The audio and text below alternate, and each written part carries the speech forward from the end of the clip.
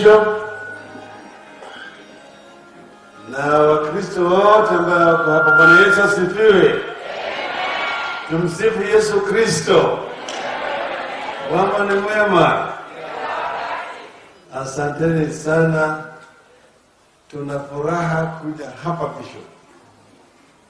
Siku ya leo ni mara yetu ya kwanza kutoka nje kuingia kanisani tangu hii corona ilianguka kutoka mbinguni. Na tumekaa kila Jumapili tunahubiri katika nyumba zetu. Lakini mara hii tuliamua tuje tutoke hapa. Tulialikwa na mbunge wa hapa, Mheshimiwa Simba Arati, na Mpula Buri akafanya mpango. Natoa shukrani kwa wabunge wote ambao wamekuja na sisi hapa. Sasa ni karibu miezi 8 tangu hii mambo ya corona yaanze katika taifa letu. Imeleta dhiki mingi zaidi. Imeleta maafa, imepoteza Wakenya wengine. Imeleta ufukara. Manake watu wengi walikuwa hawezi kufanya biashara yao. Kuna biashara ambazo zimefungwa. Kuna watu ambao wanaathirika kwa njia tofauti. Lakini bahati nzuri sisi kama Wakenya hatujapata shida mingi kama nchi zingine. Kulipanda ya vifo kwa mfano. Kaangalia bara ya Ulaya, watu wengi wamekufa. Kule Marekani, watu wengi wamekufa. Na yule rais wa Marekani ambaye alikuwa anasema hawezi kuvaa barakoa, hata yeye sasa hapo ndani huko kwa hospitali. Kwa hivyo hii mambo ya COVID ni kweli. Corona is real, and we must take measures to protect ourselves.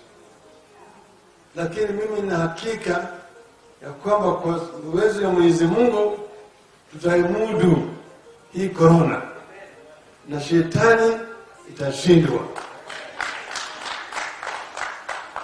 Lakini natoa shukrani sana kwa Wakenya wote kuonyesha uzalendo wakati hii ya dhiki kubwa zaidi, kwa kuungana pamoja kama Wakenya, na vile vile kutii sheria na amri ya serikali ili tuweze kujikinga.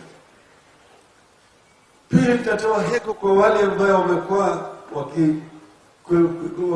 wakiwa kwenye mstari ya mbele kama madaktari, wale waguzi kama manasi zetu.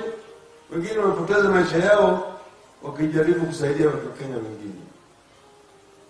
Hata wizara ya afya imefanya kazi nzuri zaidi.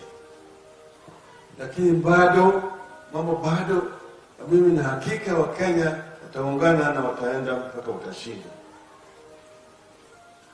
Nyinyi mnajua, manake tulikuwa kanisa hii ukatuombea sisi wakati ile kulikuwa na giza katika taifa letu. Wengine wanasahau mambo yalikuwa mazito. Bali huko tumekwenda mahakamani. Baadaye tukaja hapa na resist. Tukasema kama ni mbaya. Tukaenda mpaka Uhuru Park. Kajwang huyo akawa kama Attorney General. Ukanipata mimi Biblia, simukaona. Nimesema kama ni mbaya. Tuachane na hao watu, tutoe picha yote ya Uhuru, turudike mahali tuchome. Tuanze kutoza ushuru katika eneo zetu zote. Tukaona kama Kenya itasambaratika. Kwa sababu wakati huo naweza kusema tu Mwenyezi Mungu nikasema tuzungumze. Na tukazungumza mimi na Uhuru. Tumeongea kwa muda mrefu zaidi. Na tukaangalia ile shida ambayo inadhuru Kenya. Na tukasema tukiweza kutatua hii shida, Kenya inaweza kuja kama kitu nchi moja. Alafu tukaziandika kwa maandishi ili katika ile mkataba ambayo tuliweka sahihi, the memorandum of understanding ambayo imetambua vitu 9 points memorandum ambayo tumesema haya yote tukiweza kusuluhisha, Kenya itaungana pamoja. Tukasema kwanza, sisi hapa hatuna sera kamili ya kuunganisha nchi yetu, national ethos. Pili, kuna ubaguzi kiuchumi, ubaguzi kikabila, ubaguzi kijinsia, hata zingine ubaguzi kidini. Tukasema yale tuangalie. Tatu, tuna shida wakati wa uchaguzi. Uchaguzi ukifika inakuwa ni vita. Matokeo si vile imekuwa natakani toke. Alafu watu wanapigana, watu wanakufa, damu inamwagika. Ingine, mambo ya ufisadi. Kuna wale ambaye wamepewa jukumu ya kusimamia mali ya umma. Badala ya kutumia hiyo kulinda na kutoa huduma kwa wananchi, wanajifaidisha wao wenyewe peke yao. Akiingia yeye ni membamba kama sindano. Baada ya mwaka moja unafura kama kupe. Umefunza damu ya kutosha. Hawa wanakuta watu wananunua manyumba makubwa, magari makubwa ya kisasa.